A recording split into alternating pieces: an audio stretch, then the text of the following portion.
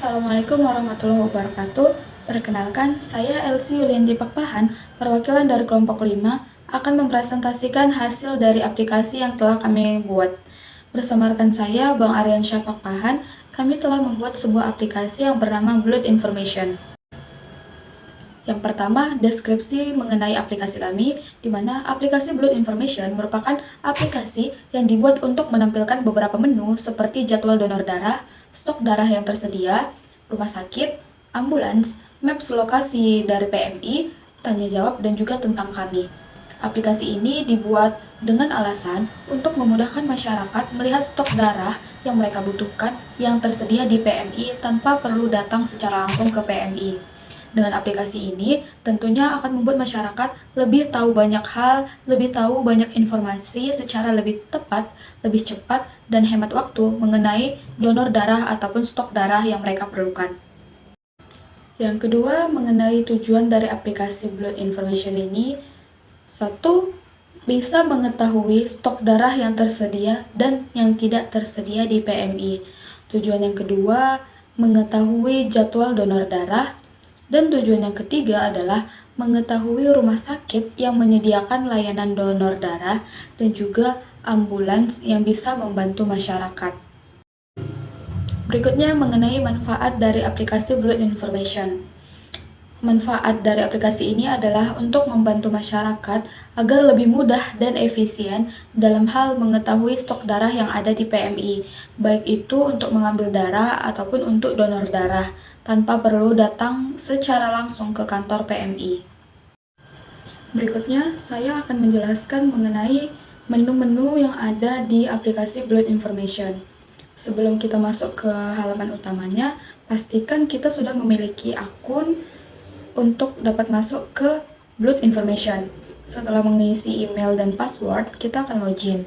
Kemudian akan diarahkan ke tampilan awal atau menu awal, di mana untuk bagian atas itu ditampilkan seperti iklan yang dapat di-swipe, seperti ucapan selamat datang maupun beberapa foto mengenai donor darah. Setelah kita memasukkan email dan juga password, kemudian mengetik ataupun mengklik tombol login, kita akan disediakan ataupun akan ditampilkan menu awal dari aplikasi Blood Information ini.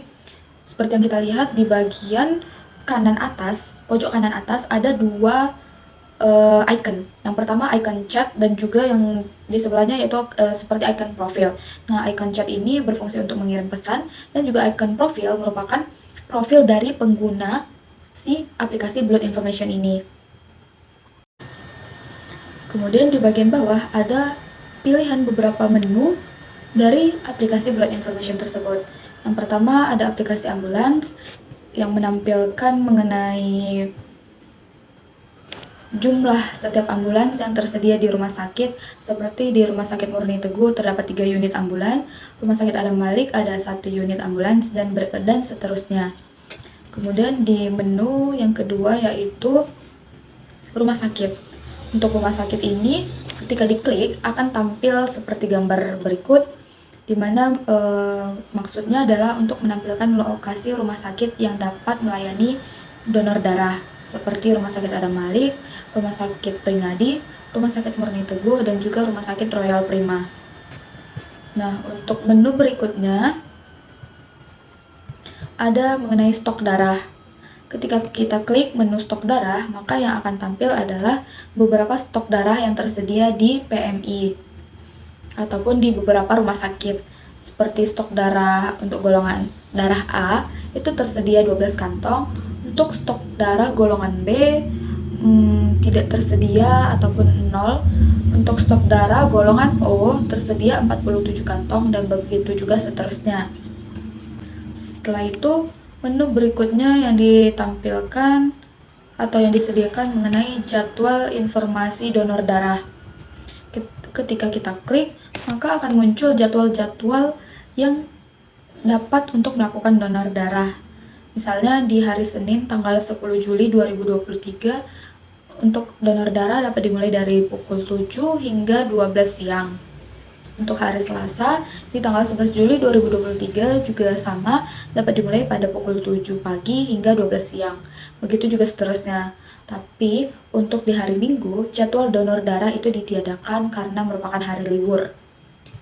Nah, menu berikutnya yaitu maps utama lokasi donor darah, ataupun ketika kita klik maka yang akan tampil adalah maps dari PMI pusat yang dapat kita tuju untuk mengambil darah ataupun melakukan donor darah.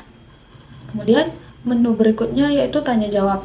Nah, tanya jawab ini ketika kita klik akan mengarahkan kita pada 3 sosial media, yaitu WhatsApp, Instagram, dan juga email dari Pusat Informasi PMI, yang tentunya akan membantu masyarakat untuk bisa mendapatkan informasi lebih dari hal-hal yang ingin diketahui masyarakat.